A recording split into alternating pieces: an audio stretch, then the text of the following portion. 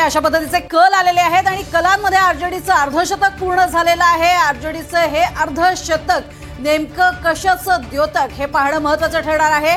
आतापर्यंत बिहार निवडणुकांमध्ये सगळ्यात महत्त्वाचा जो रोल कोणी बजावलेला असेल तर तो अर्थातच भाजपनं प्रचंड जोर लावलेला होता, कारण काहीही झालं तरी बिहार हातून गमवायचा नाही हेच लक्षात घेऊन या ठिकाणी जशा पद्धतीने जागा मागितल्या गेल्या त्यामध्ये काही प्रमाणात तडजोड झाली आणि त्यामुळेच आपण बघतोय एकीकडे भाजपनं जागा वाटप करत असताना ती लोक जनशक्ती पक्षाला सुद्धा त्यांनी मागितल्या तेवढ्याच जागा दिलेल्या होत्या आणि सध्या मात्र आपण बघतोय जी आकडेवारी समोर येते त्यात भाजपच्या 53 जागांवरचा कल हा चांगला पाहायला मिळतोय। त्याचबरोबरनं काँग्रेसची मात्र ही पिछाडीच म्हणावी लागेल, कारण केवळ 6 जागांवरती काँग्रेसनं आतापर्यंत कलांमध्ये तरी आघाडी घेतलेली पाहायला मिळते। तर जेडीयूची 35 जागांवरती आणि आरजेडी मात्र 52 जागांवरती आघाडीवरती आहे आणि त्यामुळे आताची आपण चुरस जी आहे ती वाढलेली पाहतोय बिहारमध्ये। तर कलांमध्ये आरजेडी आणि भाजपला समसमान जागा पाहायला मिळतात। दोन्ही पक्षांनी आता आपलं अर्धशतक पूर्ण केलेलं आहे। कलांमध्ये भाजप सध्या 53 जागांवर तर आरजेडी 51 जागांवर आघाडीवर आहे। दरम्यान लालू प्रसाद यादव यांचे ज्येष्ठ पुत्र तेज प्रताप यादव हे पुन्हा एकदा पिछाडीवर गेल्याचं आपल्याला पाहायला मिळत आहे। मात्र एकीकडे आपण बघितलेलं होतं की तेजस्वी यादव यांनी सुद्धा प्रचंड जोर लावलेला होता। यावेळेला तेजस्वी यादव हेच मुख्यमंत्री पदाचा चेहरा आणि त्यामुळे तेजस्वी यादव यांचा करिश्मा चालतो का हे पाहणं सुद्धा तेवढंच महत्त्वाचं होतं। मात्र जो जोर काँग्रेसकडनं येणं अपेक्षित होतं तसा लागलेला नाही असं सध्या कलांमधून तरी पाहायला मिळते। आगामी काळामध्ये कदाचित हे जे आकडे आहेत ते वाढणार तर आहेच, पण सध्या दिसणारे जे कल आहेत त्यातून तरी काँग्रेसची ही एक प्रकारची पिछेहाटच पाहायला मिळते। काँग्रेसला ज्या अपेक्षित जागा आहेत त्या काही मिळालेल्या दिसत नाहीये। तर डबल डिजिटचा आकडा गाठताना काँग्रेसची मात्र चांगलीच दमछाक होताना पाहायला मिळते। 61 उमेदवार काँग्रेसनं रिंगणात उतरवलेले होते, त्यापैकी केवळ 6 उमेदवार सध्या आघाडीवर आहेत। डबल डिजिट देखील पहिल्या 1 तासामध्ये काँग्रेसला गाठता आलेलं नाहीये। त्यामुळे बिहारमध्ये राहुल गांधी यांच्या नेतृत्वावर बिहारच्या जनतेनं प्रश्नचिन्ह निर्माण केलंय का असाच प्रश्न आता उपस्थित होतोय। नक्कीच मात्र तेजस्वी यादव यांचा करिश्मा आपण बघितला होता। गेल्या वेळच्या निवडणुकांमध्ये तेजस्वी यादव यांनी आपला करिश्मा दाखवलेला होता आणि चांगली चुरस यावेळेला झालेली होती। आता मात्र आपण बघतोय समोर आलेले जे निकाल आहेत ते ड्रोनच्या माध्यमातून आपल्या समोर येत आहेत। डबल डिजिटचा आकडा गाठताना काँग्रेसची मात्र अजूनही दमछाकच होती आहे। मात्र एनडीएची शतकाकडे वाटचाल सुरू आहे, कारण एकूण आपण बघतोय भाजपचे 53 निकाल जे आहेत ते हाती आलेले आहेत किंवा कल आपल्या हाती आलेले आहेत आणि त्यातच सध्या एनडीएच्या एकूण 94 जागांवरती आघाडी पाहायला मिळते। नक्कीच तर महाआघाडी सध्या 65 जागांवर आणि एनडीए 94 जागांवर। कुठल्याही क्षणी एनडीए आपलं शतक पूर्ण करेल। मात्र भाजप आणि आरजेडी अशा दोघांनी आपलं अर्धशतक पूर्ण केलेलं आहे। कलांमध्ये एनडीएची सध्या शतकाकडे वाटचाल सुरू आहे। भाजप 53 जागांवर आघाडीवर आहे। काँग्रेस ही सध्या सिंगल डिजिट आकड्यावरच गेल्या 1 तासापासून आपल्याला पाहायला मिळते। काँग्रेस 7 जागांवर, जेडीयू 37 जागांवर, पीके 3 जागांवर आणि लोजपाचा आकडा 1 ने वाढलेला आहे। लोक जनशक्ती पार्टी सध्या 2 जागांवर आघाडीवर आहे। आरजेडी सध्या 56 जागांवर आघाडीवर आहे। आरजेडी आता पुढे गेलेली आहे कलांमध्ये, भाजपला मागे टाकत आरजेडी आता 56 जागांवर गेलेली आहे। भाजप 54 जागांवर आणि आरजेडी आता 56 जागांवर पोहोचली आहे। आणि कलांमध्ये आपण बघतोय पहिल्यांदाच आरजेडी पहिल्या नंबरवरती पोहोचलेली आहे। 56 जागांचे कल जे आहेत ते आपल्याला पाहायला मिळतात आरजेडीच्या बाजूने आहेत आणि त्यामुळेच आरजेडीची ही कामगिरी सध्या आपल्याला सरस पाहायला मिळते भाजपच्या अपेक्षा। नक्कीच तर 143 जागांवर आरजेडीने आपले उमेदवार उतरवलेले होते आणि 56 जागांवर सध्या तेजस्वी यादव यांच्या नेतृत्वातील आरजेडी आघाडीवर आहे।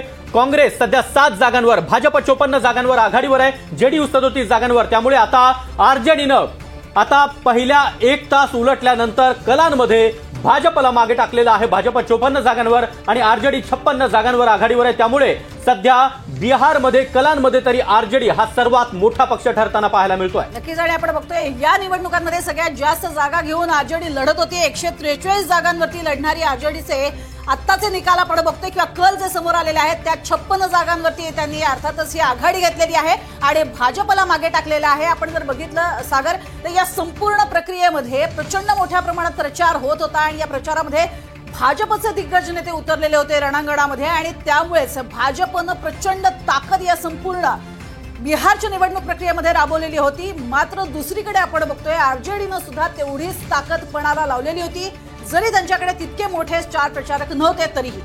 नक्कीच तर बिहारमध्ये सध्या आरजेडी हा मोठा पक्ष होताना दिसतो आहे। आरजेडी सध्या 56 जागांवर, भाजप 54 जागांवर आघाडीवर आहे। काँग्रेस या ठिकाणी 61 जागा लढली होती. काँग्रेसनं आरजेडीला 143 जागा दिलेल्या होत्या. त्यामुळे आरजेडी या ठिकाणी चांगली कामगिरी करताना पाहायला मिळते. आरजेडी सध्या 55 जागांवर आणि भाजप सध्या 54 जागांवर पाहायला मिळते.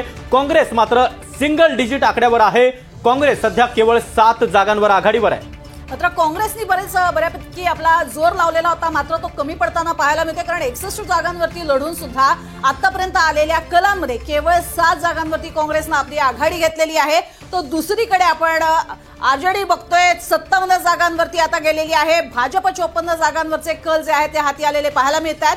मात्र या संपूर्ण निवडणूक प्रक्रियेमध्ये ज्या पद्धतीचा जोर भाजपनं लावलेला होता तसाच जोर हा आरजेडीकडनं सुद्धा लावण्यात आलेला होता. या जागा आपण बघतोय आरजेडीच्या 57 तर भाजपच्या 54 जागा आहेत. आणि तेजस्वी यादव आता नेमका काय करिश्मा दाखवू शकतो का हे मात्र या निकालातनं पुन्हा एकदा स्पष्ट होणार आहे. तर जेडीयूचा आकडा देखील आता वाढताना पाहायला मिळतोय. जेडीयू सध्या 41 जागांवर आघाडीवर आहे. त्यामुळे भाजप 54 आणि आरजेडी 57. आरजेडीनं आता भाजपला मागे टाकलेलं आहे. अर्थात भाजपनं 101 जागा लढवलेल्या होत्या तर आरजेडीने 143 जागा लढवलेल्या होत्या. काँग्रेसनं आरजेडीला ह्या मोठ्या प्रमाणामध्ये जागा दिलेल्या आहेत. त्याचाच कुठेतरी फायदा आरजेडीला होताना पाहायला मिळतोय. आरजेडीचा आकडा हा सातत्यानं वाढतोय. आरजेडी आता 58 जागांवर पुढे गेलेली आहे तर भाजप 55 जागांवर सध्या आघाडीवर आहे.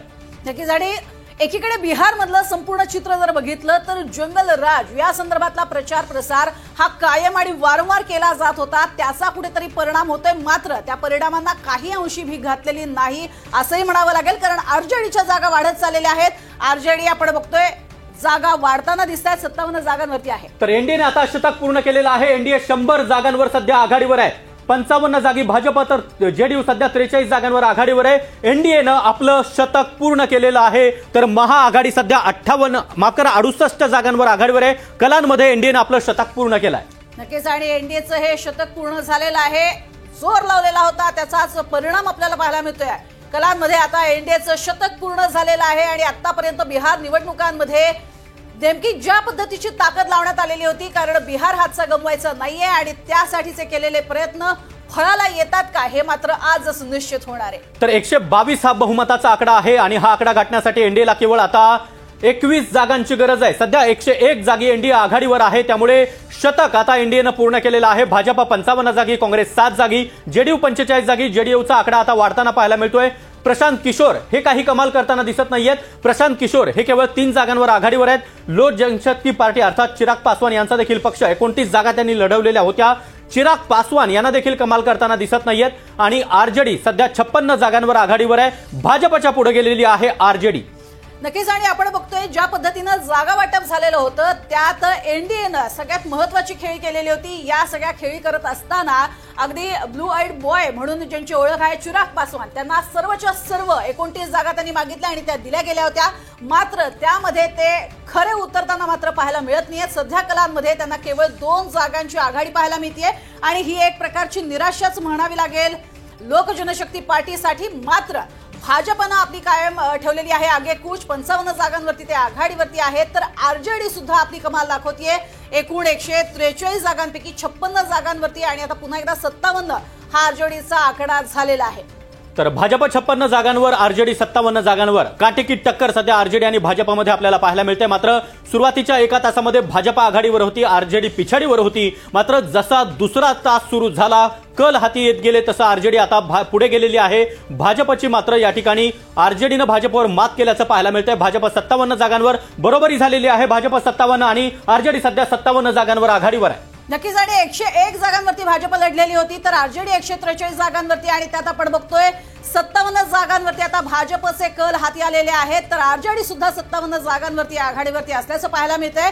आणि ज्या पद्धतीनं एनडीएनं आपलं शतक पूर्ण केलेलं आहे त्यानंतर आता सध्या काँग्रेस आणि आरजेडी अर्थातच महाआघाडी कशा पद्धतीनं आगेकूच करते हे पाहणं महत्त्वाचं ठरणार आहे. सगळ्यात महत्त्वाचे हे 2 तास ज्या तासांमधनं समोर आलेली आकडेवारी बरंच काही बोलणारी आहे.